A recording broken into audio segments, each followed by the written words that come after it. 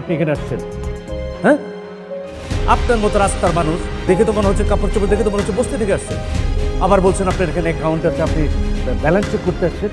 What do mean by balance checking? আরে sir, আমার এই কার্ডের ভিতরে টাকা আছে নাকি আপনি খালি এইটুক দেখেন না।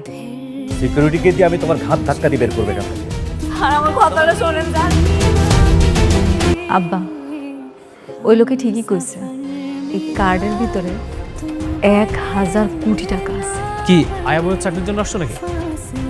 আমি না এখানে কোনো কাজ করতে আসি। দেন বের করে দেন ওকে। হ্যাঁ ম্যাডাম চলুন তো। আমি যাবো না, আমি যাবো না। কি হচ্ছে এখানে? সাউন্ড।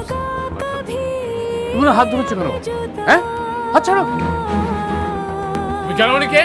স্যার আমি ওকে চিনি, ও একটা বস্তিতে থাকে স্যার, ও একটা ফকির নেই, ও এখানে সাহায্য চাইতে এসেছে, তাই আমরা বের করে দিচ্ছি স্যার। এটা কি আপনার অফিস? হ্যাঁ, আপনি অফিস থেকে ওনাকে বের করে দেওয়ার কে? আপনি ওকে জানেন উনি কে? না না আমরা চিনি না স্যার, কিন্তু স্যার এই যে পোশাক আশাক দেখে বুঝছি স্যার এটা একটা ফকিনি স্যার, বসতে থেকে আসছে স্যার, এই জন্য স্যার বলছি স্যার।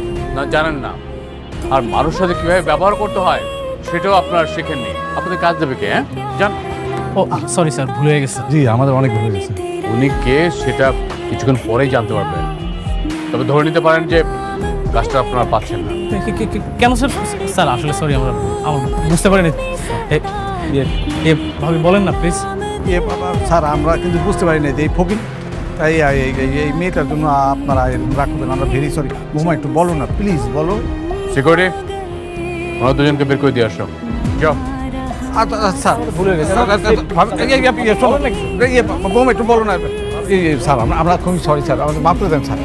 স্যার স্যার একটু শুনুন স্যার স্যার স্যার স্যার ও স্যার। ম্যাডাম আপনি আমাকে একটা ফোন করলেই পারতেন, আমি গাড়ি পাঠিয়ে দিতাম।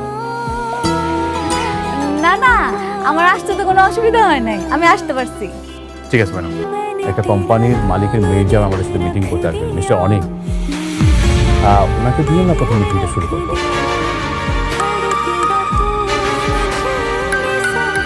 কি নাম বললেন? মিস্টার অনেক, উনি আগে একটা কোম্পানির মালিক ছিলেন, এখন ওনার শ্বশুরের কোম্পানির দায়িত্বে আছেন। ম্যাডাম সব ঠিক আছে, তাড়াতাড়ি চলে আসুন, আপনাকে দিয়ে আমার ম্যাডাম মিটিং শুরু করতে চাচ্ছেন। ম্যাডাম? জি, তানজিম সরোয়ার স্যারের একমাত্র মেয়ে সালিমার সরোয়ার চৌধুরী, উনি আজকে এই মিটিং গাইড করবেন। ঠিক আছে, আমি আসছি। Thank you.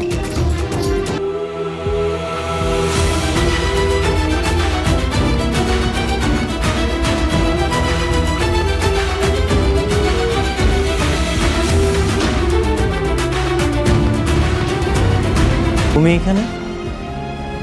বসুন হয়েছে।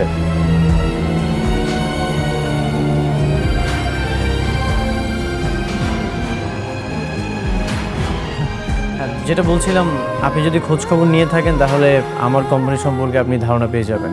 আপনার কোম্পানি? কয় কি আপনার কোম্পানি নাকি আপনার শ্বশুরের কোম্পানি?